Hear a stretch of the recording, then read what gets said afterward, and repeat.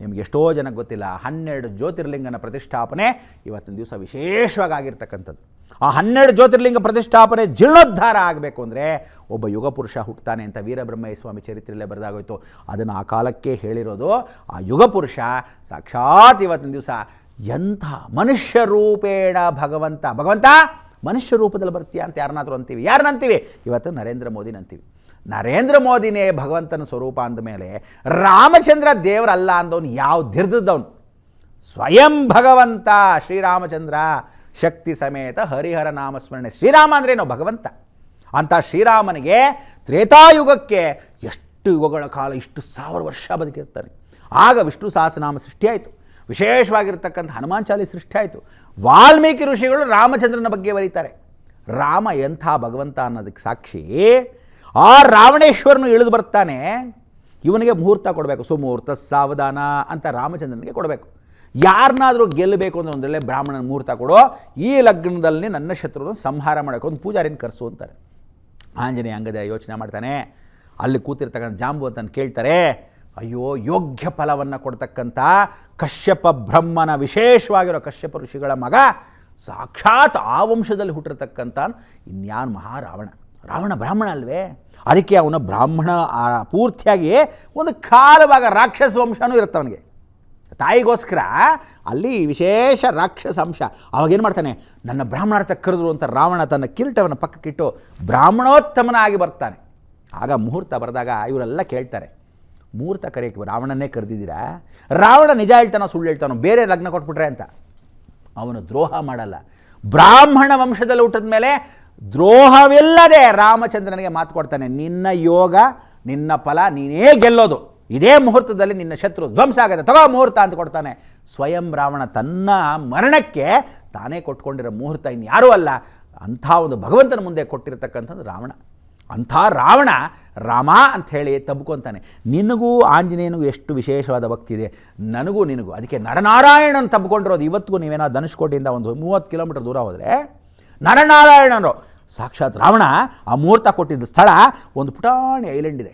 ಇನ್ನೇನು ಶ್ರೀಲಂಕಾಗೆ ನೀವು ಬೋಟಲ್ಲಿ ಹೋದರೆ 5 ಕಿಲೋಮೀಟರ್ಸು, ಸಮುದ್ರದ ಮೇಲೆ ನಾನು ಹೇಳ್ತಾ ಇರೋದು ಏರೋಪ್ಲೇನಲ್ಲ, ಸಮುದ್ರದ ಮೇಲೆ ಹಿಂಗೆ ಹೋಗ್ತಾ ಇನ್ನೇನು 5 ಕಿಲೋಮೀಟರ್ ಶ್ರೀಲಂಕಾ ರೀಚ್ ಆಗ್ತೀವಿ ಅಂದರೆ ವವನಿಯ ಅಂತಿದೆ. ಆ ವವನಿಯನ ಪಕ್ಕದಲ್ಲೇ ಅವ್ನು ಕೂತ್ಕೊಂಡು ಮುಹೂರ್ತ ಕೊಟ್ಟಿದ್ದು.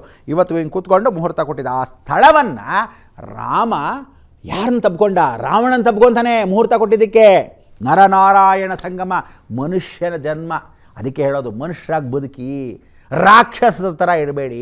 ಇವತ್ತಿನ ದಿವಸ ಎಷ್ಟೋ ಜನ ಮಾಧ್ಯಮ ಅಂತಿದೆ, ಮಾಧ್ಯಮನ ಒಳ್ಳೆ ರೀತಿ ಉಪಯೋಗಿಸ್ಬೇಕು, ದುರುಪಯೋಗ ಪಡಿಸ್ಕೋಬೇಡಿ. ಸೋಷಿಯಲ್ ಮೀಡಿಯಾ ಅಂತ ಬಂದ್ಬಿಟ್ಟಿದೆ. ರಾಮ ಕೃಷ್ಣ ಅಗೌರವವನ್ನು ಸೂಚಿಸಬೇಡಿ. ಅದಕ್ಕೆ ಯಾವುದೋ ದಿರಿದವನು ರಾಮ ದೇವರ ಅಂತ ಕೇಳಿದ್ರು ಅದನ್ನು ಪ್ರಮೋಟ್ ಮಾಡಬಾರ್ದು. ನೀವು ಫೇಸ್ಬುಕ್ ಹಾಕ್ಕೊತೀರಾ, ಯೂಟ್ಯೂಬ್ಗೆ ಹಾಕ್ಕೊತೀರಾ, ಇನ್ನೊಂದು ಟ್ಯೂಬ್ಗೆ ಹಾಕ್ಕೊತೀರಾ. ಯಾಕೆ ಬೇಕು ನಿಮಗೆ ದರಿದ್ರ ರೋಗ? ಅಂಥವ್ರು ನನ್ನ ಮಕ್ಕಳನ್ನ ಅಲ್ಲೇ ಖಂಡಿಸ್ಬೇಕು, ಹಾಕಲೇಬಾರ್ದು, ಪ್ರಮೋಷನ್ ಮಾಡಬೇಡಿ. ಭಗವಂತ ಅವನು ಅನ್ನೋದು ನಮ್ಮ ಭಾರತ ಸಂಸ್ಕಾರ. ಅದಕ್ಕೆ ನಮ್ಮಲ್ಲೆಲ್ಲ ಏನು ಹಾಳಾಗೋಗಿದೆ ಅಂದರೆ ಹಿತ್ತಲ ಗಿಡ ಮದ್ದಲ್ಲ ಅಂತ. ತಂದೆ ತಾಯಿನ ಇವತ್ತಿನ ದಿವಸ ಕತ್ತರಿಸೋ ಅಂಥ ಮನುಷ್ಯರು ಮಕ್ಕಳು ಯಾರು ಹುಟ್ಟಿದ್ದಾರೆ ಅಂದರೆ ಈ ದರಿದ್ರು ಯಾರ ಪ್ರಶ್ನೆ ಕೇಳ್ತಾರೆ, ರಾಮ ದೇವರ ಅಂತ ಕೇಳಿದ್ನಲ್ಲ ಅಂಥ ದರಿದವರು. ಅದಕ್ಕೆ ರಾಮಚಂದ್ರನ ಭಗವಂತ ಅಂಥೇಳಿ ಇವತ್ತು ನಾವು ಕಾರ್ಯಕ್ರಮ ಯಾಕೆ ಮಾಡ್ತಾಯಿದ್ದೀವಿ ಅಂದರೆ ನನ್ನ ಮುಂದೆ ಏನಾದರೂ ಸಿಗಬೇಕಿಂತ ಅವ್ರು ಪ್ರಶ್ನೆ ಕೇಳಿದವರು ಹಾಕಿ ಸಿಗಿದು ಬಿಡ್ಬೇಕು. ರಾವಣ ಒಂದೊಂದು ಕತ್ತರಿಸಿ ತುಂಡು ಮಾಡಿ ಕತ್ತರಿಸಿದ ತನ್ನ ತಲೆಯನ್ನು ಪರಮೇಶ್ವರನ ಪರಂಭಕ್ತ ಅವನು. ಅಂಥ ರಾವಣೇಶ್ವರ ತನಗೆ ಗೊತ್ತಿಲ್ವಾ, ಮಹಾಮೇಧಾವಿ, ತನ್ನ ಮಗಳೇ ಸೀತಾ ಅಂತ ಅವನಿಗೆ ಗೊತ್ತು. ಮಾಯೆ ಆವರಿಸ್ಕೊಂಬಿಟ್ಟಿರ್ತು. ಅದಕ್ಕೆ ಹಾಗೂ ಈ ನನ್ನ ಮಕ್ಕಳಿಗೆ ಮಾಯೇನೋ, ತಂದೆ ತಾಯಿ ಕಾಪಾಡಕ್ಕೆ ಹೊಡಿರೋ ನನ್ನ ಮಕ್ಕಳ, ಇಂಥ ಮಕ್ಕಳನ್ನ ಹೆರೋ ಬದಲು ಆವತ್ತೇ ಕತ್ತಿಚ್ಚಿಗೆ ಸಾಯಿಸ್ಬಿಡ್ಬೇಕು ತೊಟ್ಲಲ್ಲಿ ಹಾಕಿ. ಯಾರು ಪ್ರಶ್ನೆ ರಾಮ ಅಂತ ಕೇಳ್ತಾನೋ, ರಾಮ ದೇವರ ಅಂತ ಕೇಳ್ತಾನೋ ಅಂಥವ್ರನ್ನೆಲ್ಲ ಗುಂಡೊಟ್ಟು ಪಾಯಿಸ್ಬಿಡ್ಬೇಕು. ಅದಕ್ಕೆ ಹೇಳೋದು ಇಂಥವ್ರನ್ನೆಲ್ಲ ಖಂಡಿಸ್ತಕ್ಕಂಥದ್ದು ನಮ್ಮ ಭಾರತ ಸಂಸ್ಕಾರ. ನೀವು ಫಸ್ಟು ಯಾವತ್ತೂ ತಿಳ್ಕೊಳ್ಳಿ, ಗಿಡ ಬರ್ತಾ ಇದ್ದಾಗಲೇ ಚಿವುಟು ಬಿಸಾಕ್ಬಿಟ್ರೆ ಕಬ್ಬಣ ಬಿಸಿಯಾದಾಗ ಬೆಂಡ್ ಮಾಡಿಬಿಡ್ಬೇಕು. ಆಮೇಲೆ ದಿರಿದ್ರು ಎಲ್ಲ ಬಲ್ತೋಗತ್ವೆ. ಅಂಥದ್ದು ಬೆಂಡ್ ಮಾಡೋಕ್ಕೆ ನಮಗೆ ಚೆನ್ನಾಗಿ ಗೊತ್ತು. ಯದ್ಭಾವಂ ತದ್ಭವತಿ. ಅದಕ್ಕೆ ಅವರಿಗೆ ಎಂಥ ಸಾವು ಸಾಯ್ತಾರೆ ಅಂದರೆ ಆಕ್ಸಿಡೆಂಟ್ ಆಗಿ ಕಾಲು ಮುರಿದೋಗಿರುತ್ತೆ.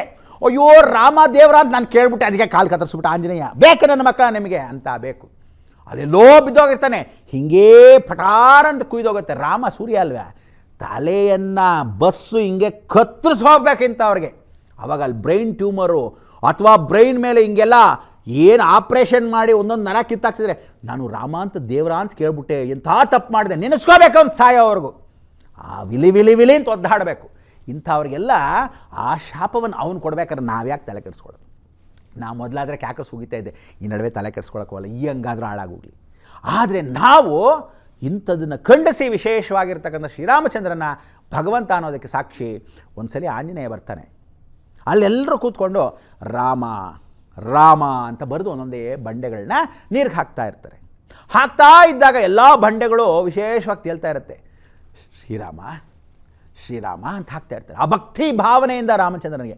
ರಾಮ ನೋಡ್ತಾ ಇರ್ತಾನೆ, ಅಯ್ಯೋ ನಿಮಗೊಂದು ಸಹಾಯ ನಾನು ಮಾಡಬೇಕಲ್ಲ, ಇರಲಿ ಬಿಡು ಅಂತ ತಾನೂ ಒಂದು ಬಂಡೆಯನ್ನು ತೊಗೊಂಡು ಹಿಂಗೆ ಎತ್ತಾಕ್ತಾನೆ, ಮುಳುಗೋಗತ್ತೆ.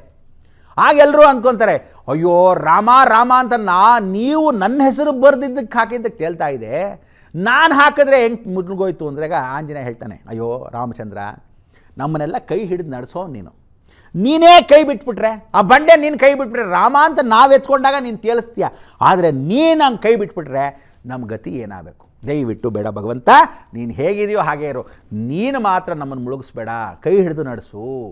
ಅದಕ್ಕೋಸ್ಕರ ರಾಮಚಂದ್ರ ಅವನು ಶ್ರೀರಾಮ ಅಂತ ಬರೆಯೋಕ್ಕೆ ಆಗೋದಿಲ್ಲ, ತನ್ನ ಹೆಸರು ತಾನು ಬರ್ಕೊಳಕ್ಕಾಗತ್ತೆ. ಅದಕ್ಕೆ ಯದ್ಭಾವಂ ತದ್ಭವತಿ.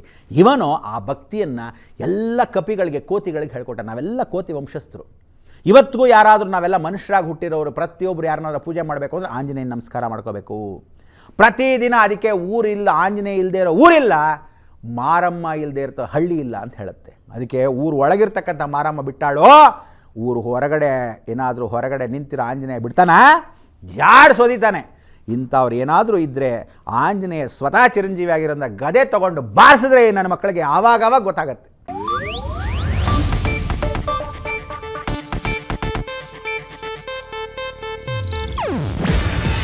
ಇದು ಏಷ್ಯಾನೆಟ್ ನ್ಯೂಸ್ ನೆಟ್ವರ್ಕ್ ಪ್ರಸ್ತುತಿ. ನೀವು ನೋಡ್ತಿದ್ದೀರಾ ಏಷ್ಯಾನೆಟ್ ಸುವರ್ಣ ನ್ಯೂಸ್.